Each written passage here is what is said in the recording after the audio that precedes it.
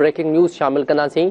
PP chairman Bilawal Bhutto Zardari Hindu बिरादरी सां मज़हबी त्यौहार दिवाली मल्हाइण लाइ अॼु मिठी पहुचंदो। बिलावल भुट्टो ज़रदारी जी आमद जे सिलसिले में मारी स्पोर्ट्स कॉम्प्लेक्स में जलसेगाह तैयार कयो वेंदो। ब्रेकिंग न्यूज़ नाज़रीन अवां सां शेयर कयूं पिया। पीपी चेयरमैन बिलावल भुट्टो ज़रदारी हिंदू बिरादरी सां मज़हबी त्यौहार दिवाली मल्हाइण लाइ अॼु मिठी पहुचंदो। बिलावल भुट्टो ज़रदारी जी आमद जे सिलसिले में मारे स्पोर्ट्स कॉम्प्लेक्स में जलसागाह खे तैयार कयो वियो। बिलावल भुट्टो ज़रदारी जी आमद ते कारोबारी सरगर्मियूं मुअतल, जलसे जूं तैयारियूं मुकमल कयूं वियूं। वधिक अपडेट्स मालूम कंदासीं। असां राब्तो कयो आहे धरती टीवी जे रिपोर्टर एजाज़ बजीर सां। जी एजाज़, वधिक छा अपडेट्स आहिनि? Chairman People's Party Bilawal Bhutto Zardari अॼु मिठी पहुचंदो, उन हवाले सां वधिक इंफॉर्मेशन छा आहे? जी बिल्कुल, पाकिस्तान पीपल्स पार्टी जो चेयरमैन बिलावल भुट्टो ज़रदारी जेका मरकज़ी क़यादत है, उनखां अलावा सूबाई क़यादत आहे, उनसां गॾिजी हिंदू बिरादरी जो जेको मज़हबी त्योहार आहे दीवाली ईद जेका आहे उहो मल्हाइण लाइ अॼु मिठी पहुचंदो आहे। तव्हांखे ॿुधाइण जेको टाइम ॾिनो वियो आहे उहो 5 वॻे मिठी में तव्हांखे ॿुधायां मारवी स्पोर्ट्स कॉम्प्लेक्स ग्राउंड जेको आहे उते जलसेगाह जो एहतमाम कयो वियो आहे।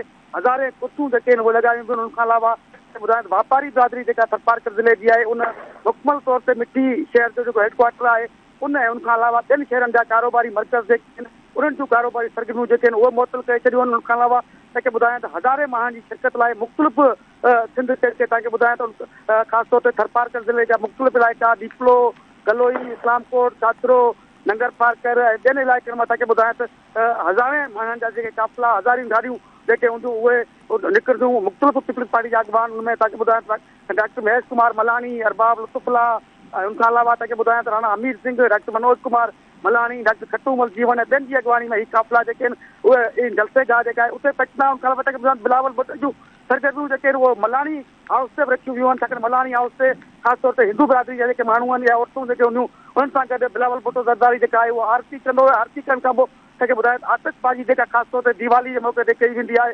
फटाका ॿारिया वेंदा आहिनि, उहे बि ॿारींदो। उनखां अलावा पोइ बिलावल भुट्टो जेको आहे उहो मारवी स्पोर्ट्स कॉम्प्लेक्स जेका आहे उते जलसेगाह जेका आहे उते पहुचंदो आहे। उते जेके तव्हांखे ॿुधायां त जेका मज़हबी रवादारी जे हवाले सां हीउ हिकिड़ो जलसो रखियो वियो आहे। ऐं ख़ासि तौर ते इहो बि ज़ाहिर थो कयो वञे त इलेक्शन जेका ऐलान कई वई आहे 8 फरवरी थींदी, उन हवाले सां तव्हांखे ॿुधायां बिलावल भुट्टो ज़रदारी जो ही पहिरियों जेको तव्हांखे ॿुधायां जथो जेको मिठी मां ई जलसे जेको इलेक्शन मुहिम जी आगाज़ उहो थींदो आहे। उनखां अलावा दीवाली जूं ख़ुशियूं जेके आहिनि उहे हिंदू बिरादरी सां ख़ासि तौर ते मल्हाईंदो आहे। थरपारकर ज़िले में 60% हिंदू बिरादरी जेका आहे उहा रहे थी ऐं उन सां हर साल जॾहिं बिलावल भुट्टो कॾहिं कॾहिं थींदो आहे पर अॻु में हिकु भेरो बिलावल भुट्टो ज़रदारी हिते पए थी हिंदू बिरादरी सां मज़हबी रवादारी जो मिसाल क़ाइमु कंदे दीवाली जूं ख़ुशियूं लायूं आहिनि। ऐं हीअ अॼु ॿियो भेरो तव्हांखे ॿुधायां त दीवाली जूं ख़ुशियूं जेके आहिनि उन हिंदू बिरादरी सां मल्हाइण लाइ बिलावल भुट्टो ज़रदारी पवंदो ऐं जलसेगाह में तव्हांखे ॿुधायां त जलसे आम खे ख़िताब कंदो। जी ठीकु आहे, वॾी महिरबानी एजाज़ बजीर तफ़सील ॾियण जे लाइ।